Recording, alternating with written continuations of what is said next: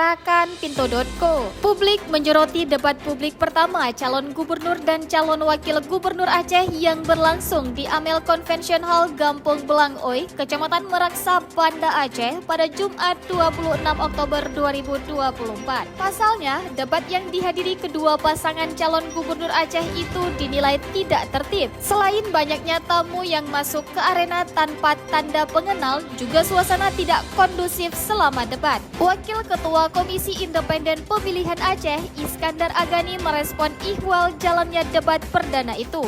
Ia menilai debat perdana tersebut berlangsung dengan lancar. Menurut Iskandar, banyaknya penonton masuk ke ruangan debat tanpa tanda pengenal merupakan domain penanggung jawab debat. Dalam hal ini, pihak event organizer. Ketua KIP Aceh, Agusni Aha, menyebut bahwa kritik merupakan bagian dari kontribusi publik untuk mengawasi pelaksanaan tahapan Pilkada Aceh serentak 2024.